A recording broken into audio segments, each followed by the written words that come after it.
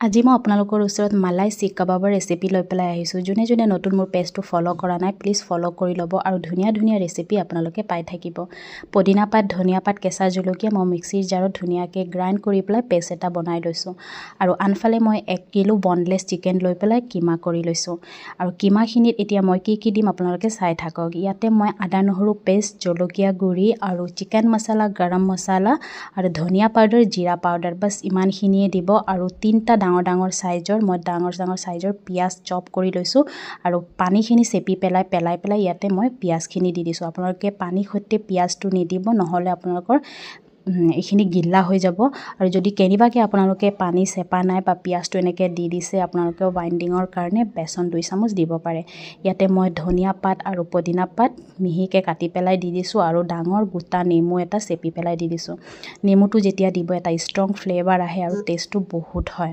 আপোনালোকে এবাৰ এনেকুৱা ঘৰত বনাই পেলাই খাই চাব আৰু মোক ৰেচিপি শ্বেয়াৰ কৰিব আৰু আপোনালোকে খাব আৰু মোক কমেণ্ট কৰিব দেই। আৰু তাৰ পাছত এইখিনি যেতিয়া হৈ গ'ল দিয়া পাছত মই ইয়াতে নিমখো দিছিলোঁ। আপোনালোকে নিমখটো দেখোঁ আপোনালোকক নহ'ল, যিহেতু নিমখ বিনাটো আৰু টেষ্ট নহ'ব। নিমখ দি পেলাই আৰু ইয়াতে মই মেল্ট কৰি লোৱা বাটাৰ দি দিছোঁ। দি পেলাই মই ভালকৈ সানি লৈছোঁ। আপোনালোকে দেখা পায়ে আছে মই যেনেকুৱা কৰিছোঁ, চেম মোৰ পদ্ধতিৰে আপোনালোকে এবাৰ কৰি পেলাই বনাই খাব, তাৰ পাছত মোক কমেণ্ট কৰিব।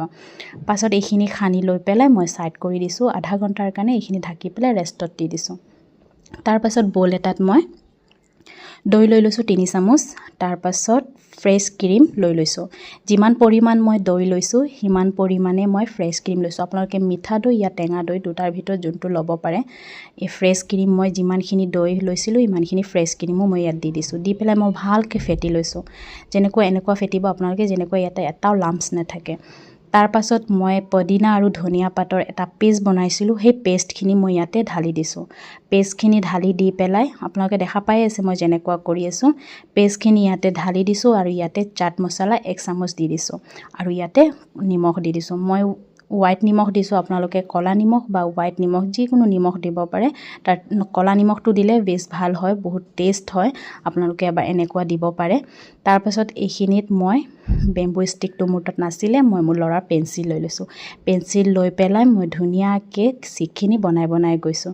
তাৰ পাছত ফ্ৰাই পেন এটাত মই অইল দি লৈছোঁ। যিহেতু আপোনালোকে ঘিত ভাজিব পাৰে বা ৰিফাইন বা বাটাৰ, আপোনালোকে যেনেকুৱা যোনে পচন্দ কৰে তেনেকুৱা আপোনালোকে ফ্ৰাই কৰি ল'ব পাৰে। মই ধুনীয়াকৈ ৰঙাকৈ ব্ৰাউন কৰি পেলাই ফ্ৰাই কৰি লৈছোঁ। আপোনালোকে দেখা পায়ে আছে মই কেনেকুৱা কৰিছোঁ। এবাৰ আপোনালোকে এনেকুৱা বনাই পেলাই খাই চাব। আপোনালোকৰ ৰেষ্টুৰেণ্ট ষ্টাইল আপোনালোকে ৰেষ্টুৰেণ্টত খাবলৈ পাহৰিয়ে যাব। মই ভালকৈ ৰঙাকৈ ফ্ৰাই কৰি পেলাই ইয়াতে মই ঘি মেল্ট কৰি পেলাই দিছোঁ। ঘিখিনি চিকখিনিয়ে এবজৰ্ব কৰি ল'ব। তাৰ পাছত মই এতিয়া মিলাই যাম। ইয়াতে মই মিক্স কৰি লোৱা দৈ আৰু ক্ৰীমখিনি ইয়াতে যোনখিনি ডাঙৰ আছিলে মই ভাঙি পেলাই ইয়াতে দি দিছোঁ আৰু কিছুমান সৰু আছিলে মই গোটাই দি দিছোঁ। দি পেলাই তাৰ পাছত মই বাটাৰখিনি ইয়াতে দি দিছোঁ। বাটাৰ মেল্ট কৰি পেলাই বাটাৰৰ পৰিমাণটো অকণমান বেছি ৰাখিব আপোনালোকে। আৰু এনেকুৱা আপোনালোকে ৰুটি, পৰাঠা, নান ইয়া ভাতৰ লগত আপোনালোকে খাওক। আপোনালোকে ৱাও কৰিব খালি। আৰু যদি মোৰ ভিডিঅ'টো আপোনালোকৰ ভাল লাগে, যদি ৰেচিপিটো আপোনালোকৰ ভাল লাগে, শ্বেয়াৰ কৰিবলৈ নাপাহৰিব। আপোনালোকে লাইক কমেণ্ট কৰিবলৈ নাপাহৰিব। আজিলৈ আহিছোঁ, আকৌ লগ পাম। Bye bye. থেংকছ ফৰ ৱাচিং মাই ভিডিঅ'।